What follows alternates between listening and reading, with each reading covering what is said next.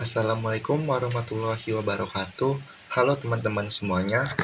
Jadi di sini saya akan membahas tentang proyek UAS yang diberikan oleh Pak Radzi yang harus kita kerjain ya tentunya. Sebelum masuk ke dalam programnya, saya mau bahas dulu tentang dua hal yang bakal membantu kita, yaitu flowchart dan juga pseudocode. Dengan flowchart, kita bisa gambar alur kerja program secara visual, sedangkan pseudocode dapat membantu kita untuk nulis langkah-langkah secara sederhana sebelum melakukan membuat program atau ngoding. Oke, langsung saja kita bahas. Yuk. Di sini ada beberapa hal dulu yang akan saya bahas. Tentunya sebelum masuk program, kita akan membahas dulu apa itu flowchart, apa itu pseudocode. Pasti ada beberapa dari kalian yang belum tahu apa itu flowchart dan pseudocode. Baiklah, mari kita bahas. Apa itu flowchart? Flowchart adalah representasi visual yang digunakan untuk menggambarkan alur proses atau langkah-langkah dalam suatu sistem secara sistematis. Setiap langkah dalam proses diilustrasikan menggunakan simbol-simbol standar, seperti oval untuk awal dan akhir, start, end, persegi panjang untuk aktivitas, dan belah ketupat untuk keputusan. Simbol-simbol ini dihubungkan oleh panah menunjukkan arah urutan atau aliran langkah-langkah tersebut.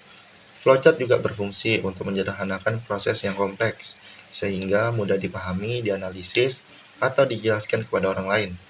Dengan struktur yang jelas, flowchart sering digunakan untuk berbagai tujuan seperti mendokumentasi proses, menyelesaikan masalah, atau merancang algoritma. Ini adalah flowchart yang saya buat untuk program saya juga. Dan ini simbol-simbol umum yang biasa digunakan dalam flowchart, yaitu oval. Ya, dalam setiap flowchart mungkin pasti ada simbol oval yang digunakan untuk proses mulai atau prosesnya akhirnya dalam suatu program. Persegi panjang mewakili langkah-langkah aktivitas tertentu atau proses. Belah ketupat adalah titik keputusan yang biasa memiliki cabang ya atau tidak, yes atau no. Dan panah adalah menunjukkan aliran urutan langkah proses. Jadi setiap simbol panah itu yang menunjukkan akan kemana diagram itu pergi. Dan yang terakhir input output, mengidentifikasikan hasil input, memasukkan data, atau output yang mengeluarkan data atau menghasilkan data ya.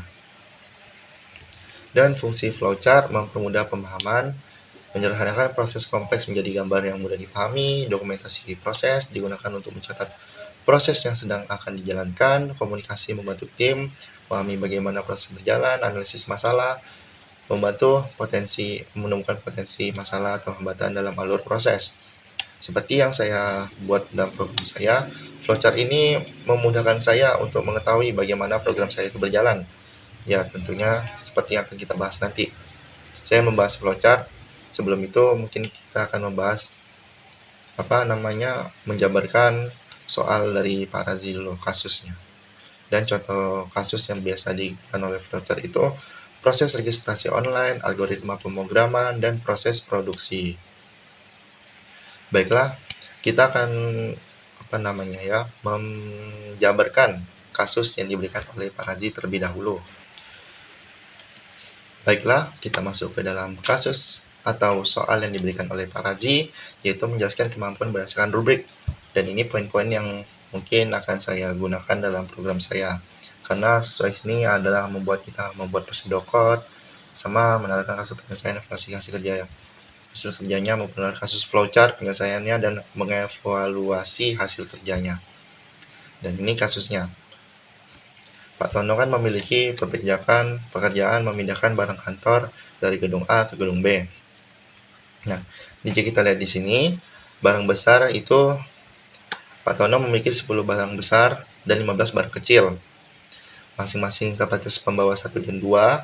Kapasitas pembawa 1 itu hanya dapat membawa 2 barang besar dan pembawa 2 dapat membawa 1 barang kecil, 1 barang besar. Dan barang kecil memiliki 15 unit.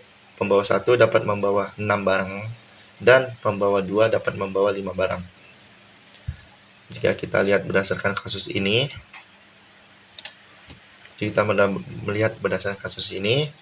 iterasi pertama menggunakan pembawa 1 kita menggunakan pembawa 1 untuk membawa 2 barang, yaitu 10 dikurang 2 maka hasilnya akan 8. Dan seterusnya sehingga sampai barang itu habis dipindahkan oleh pembawa 1.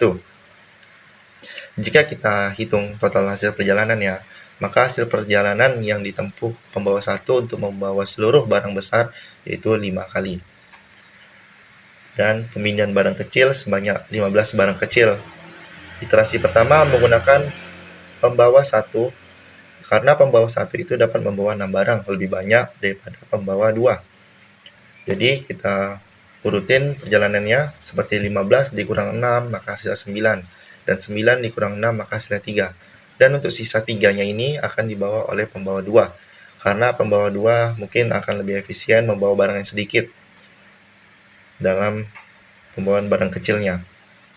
Jadi total perjalanan untuk barang kecil jika kita jumlahkan secara totalnya itu adalah 3. Dan jika kita jumlahkan seluruh total perjalanan antara barang besar dan barang kecil, itu akan mendapatkan 5 ditambah 3 sama dengan 8. Berarti total perjalanan barang besar dan barang kecil itu adalah 8 kali perjalanan. Baiklah, kita akan masuk ke dalam flowchart yang saya buat dalam program saya. Jadi ini kita akan masuk ke dalam flowchartnya. Nah, ini dia. Saya menggunakan gambar karena kemarin saya habis edit, jadi saya menggunakan gambar seperti ini. Baiklah, di sini kita akan memulai alur program secara lengkapnya, yaitu mulai. Ya, seperti yang saya bilang tadi, dalam flowchart penting untuk menambahkan mulai, start, dan selesai atau end. Nah, mulai ini akan turun ke inisialisasi jumlah barang dan kapasitas masing-masing pembawa, dan akan turun lagi ke proses barang besar. Dan itu akan turun lagi ke apakah barang besar lebih dari 0.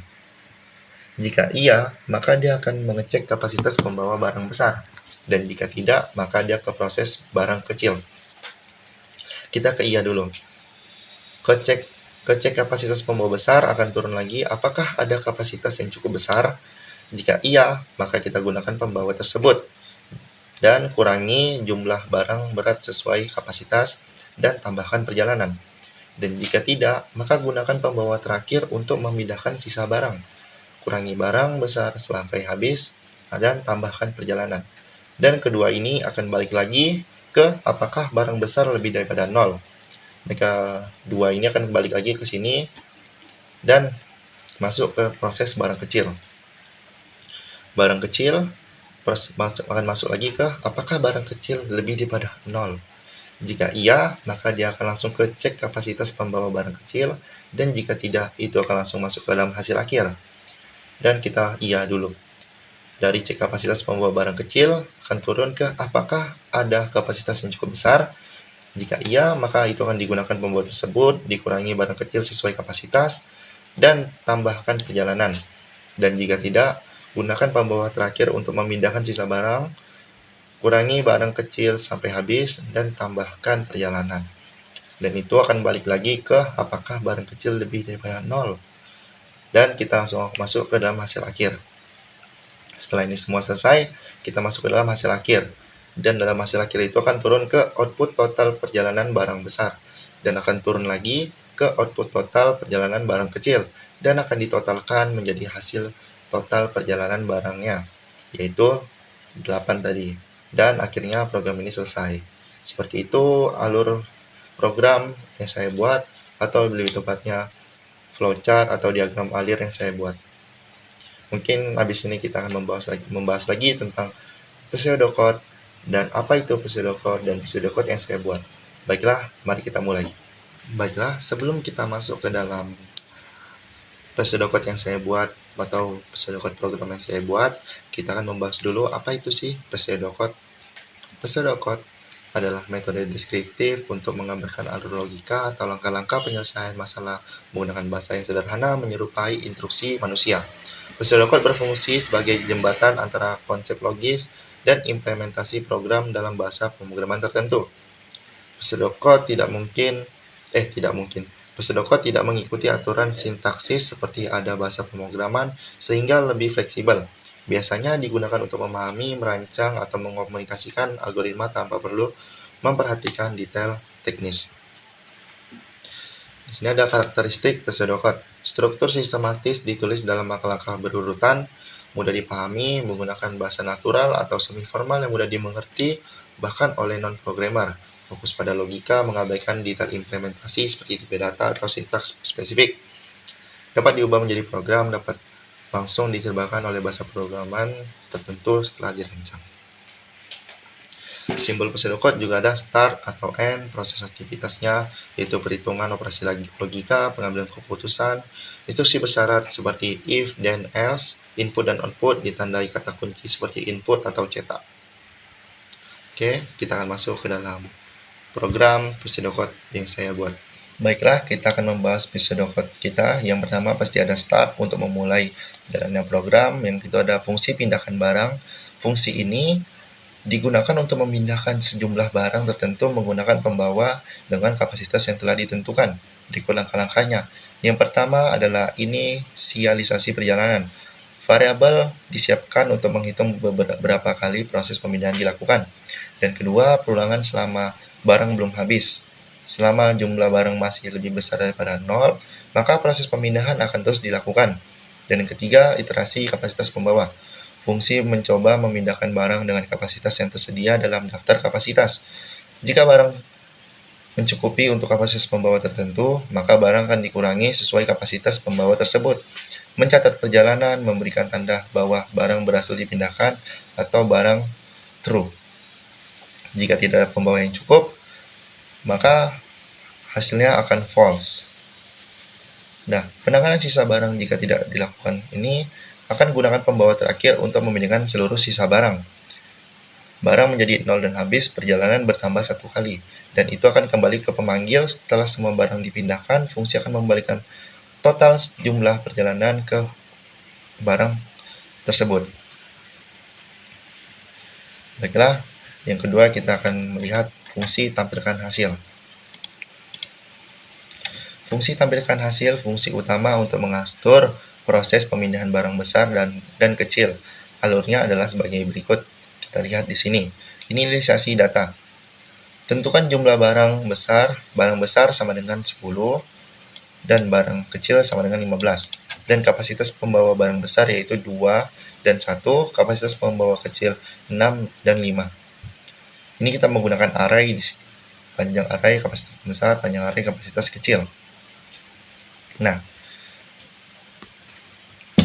proses pemindahan barang besar, panggil fungsi pindahkan barang dengan jumlah barang besar dan kapasitas pembawa barang besar. Cetak proses pemindahan setiap perjalanan untuk barang besar. Proses pemindahan barang kecil, panggil fungsi pindahkan barang dengan jumlah barang kecil dan kapasitas pembawa barang kecil. Cetak proses pemindahan setiap perjalanan untuk barang kecil. Dan yang keempat adalah tampilkan hasil akhir. Di sini, tampilkan hasil total perjalanan. Nah, panggil fungsi tampilkan hasil untuk menampilkan total perjalanan yang telah dilakukan oleh kedua jenis barang tersebut. Nah, jika di sini tampilkan hasil, maka ini akan mentotalkan semua jumlah perjalanan barang dari pertama, jumlah barang besar sebesar, dan jumlah barang kecil. Perjalanan itu akan ditotalkan seluruhnya, maka akan menghasilkan hasil yang keseluruhannya. Penjelasan visual alurnya yaitu kita akan memulai program, inisialisasi jumlah barang dan kapasitas pembawa, pemindahan barang besar, iterasi kapasitas pembawa, kurangi barang sesuai kapasitas pembawa, tambahkan perjalanan. 4. Pemindahan barang kecil sama seperti barang besar, hitung total perjalanan, tampilkan total perjalanan, dan program akan selesai. Dan di sini end. Maka program telah selesai. Betul. Dan marilah kita sudah habis membahas apa itu flowchart dan apa itu pseudocode. Dan sekarang kita akan membahas tentang program yang saya buat sesuai dengan kriteria yang Pak Razi inginkan. Assalamualaikum warahmatullahi wabarakatuh. Di sini kita akan masuk ke dalam program yang telah saya buat sesuai dengan kriteria Pak Razi inginkan. Di sini yang pertama adalah inisiasi program. Kita membuat include iostreams. Biasa menggunakan ini. Kenapa kita gunakan using namespace std? Itu supaya kita tidak perlu menambahkan std setiap kali kita membuat program. Nah, kita akan masuk ke dalam fungsi memindahkan barang. int pindahkan barang di sini. Nah, fungsi pindahkan barang ini, fungsi ini bertugas untuk memindahkan barang minimal 3 parameter. Barang, jumlah yang akan dipindahkan, kapasitas, array yang berisi kapasitas masing-masing pembawa, dan ukuran jumlah pembawa yang tersedia. Nah, inisialisasi fungsi ini dimulai dengan mendeklarasikan variabel perjalanan yang akan digunakan untuk menghitung total perjalanan. Selama masih ada barang yang perlu dipindahkan, barang misalnya lebih besar daripada 0, program akan masuk ke dalam loop dan akan di loop terus sehingga barang itu habis. Dalam setiap iterasi, program akan memeriksa apakah barang yang ada bisa dipindahkan menggunakan pembawa yang ada di kapasitas dengan sesuai.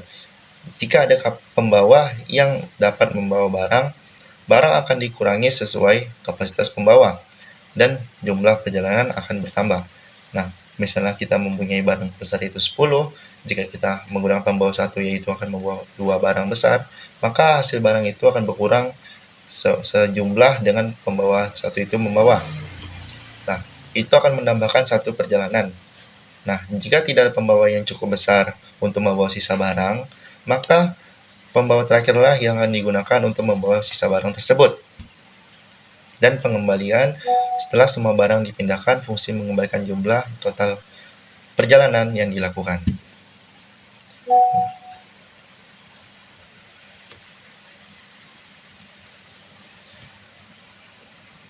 Kita akan menjelaskan ke bagian fungsi untuk menampilkan hasil akhir. Nah, di sini fungsi tampilkan hasil akhir. Fungsi ini digunakan untuk menampilkan total jumlah perjalanan yang dilakukan setelah semua barang berhasil dipindahkan. Jadi, kita masukkan ke kodenya seperti ini. Void tampilkan hasil, int total perjalanan, cout untuk menampilkan total perjalanan keseluruhan dengan total perjalanan. Dan itu fungsi utamanya. Fungsi utama atau fungsi main yang biasa kita sebut adalah tempat utama di mana program dijalankan. Berikut penjelasan alur dalam fungsi ini. Yang pertama, kita note deklarasi variabel. Barang besar dan barang kecil adalah jumlah barang yang perlu dipindahkan. Barang besar 10 dan barang kecil adalah 15.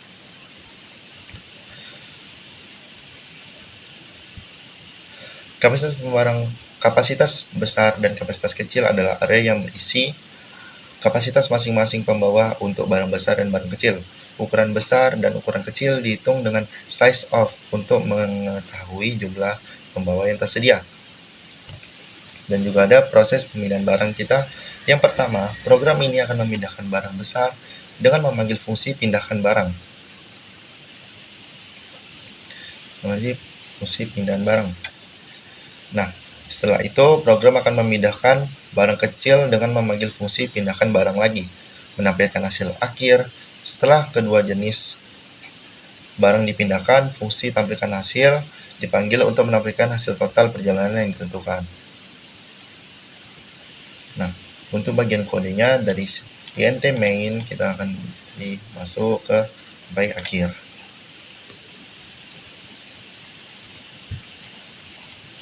Dengan kita int main yaitu fungsi main dan int jumlah barang besar untuk kapasitas barang besar itu 10 dan kapasitas barang kecil 15 dan int kapasitas barang besar itu adalah array dan kapasitas pembawa barang kecil itu juga menggunakan array. Dan int total perjalanan dengan 0, cout menampilkan pemindahan barang besar dan cout menampilkan pemindahan barang kecil dan hasil akhir akan ditampilkan dan ditotalkan secara keseluruhan. Nah, contoh runnya seperti ini.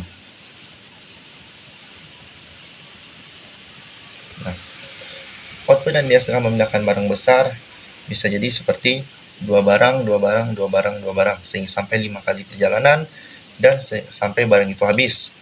Dan pemindahan barang kecil yaitu membawa 6 barang dan membawa 3 barang sisa. Nah, 3 barang sisa ini dibawa oleh pembawa 2.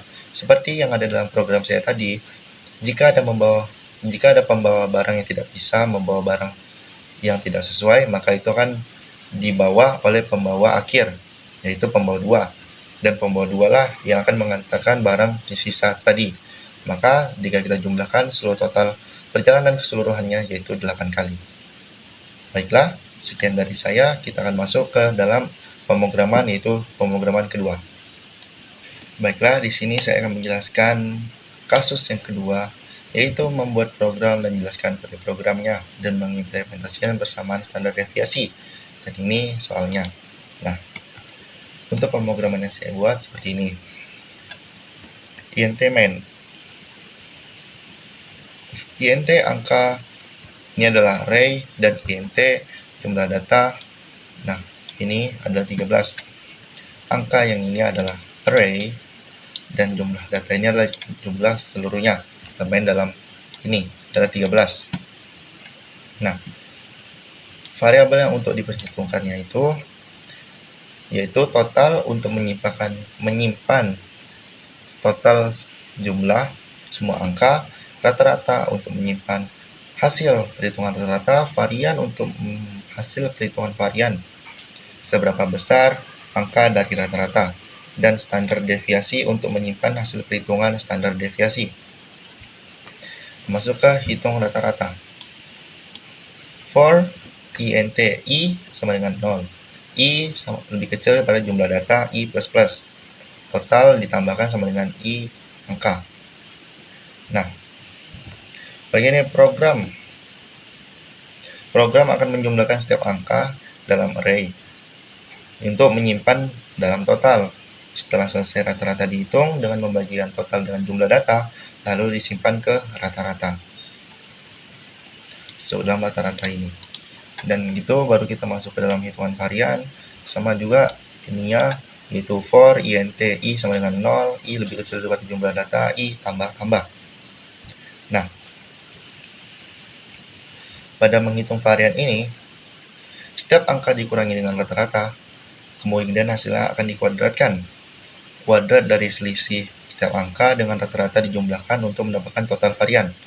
Setelah itu, varian akan dibagi dengan jumlah data untuk mendapatkan hasil rata-ratanya. Setelah itu, setelah ini selesai, maka dia akan turun ke menghitung standar deviasi atau hitung angka kuadrat secara manual. Nah, double perkiraan sama dengan varian. For int i sama dengan 0, i lebih kecil daripada 20, i tambah-tambah. Program akan memperkirakan akar kuadrat dari varian menggunakan kode iterasi. Setiap kode iterasi memperbaiki perkiraan hingga mendekati akar kuadrat yang sebenarnya. Setelah 20 iterasi selesai, standar deviasi didapatkan dan disimpan di standar deviasi. Dengan cetak hasilnya, cout rata-rata, kita masukkan nilai rata-rata, varian-varian, dan standar deviasi, yaitu deviasi. Dan return 0, program akan mengembangkan nilai 0, yang berarti program berjalan dengan baik. Dan jika run, maka hasilnya akan seperti ini. Baiklah, mungkin itu saja yang saya dapat sampaikan. Jika saya ada salah kata atau kata yang belibet atau yang tidak dipahami, saya mohon maaf. Saya tutup dengan wabillahi taufiq wal hidayah. Wassalamualaikum warahmatullahi wabarakatuh. Terima kasih semuanya.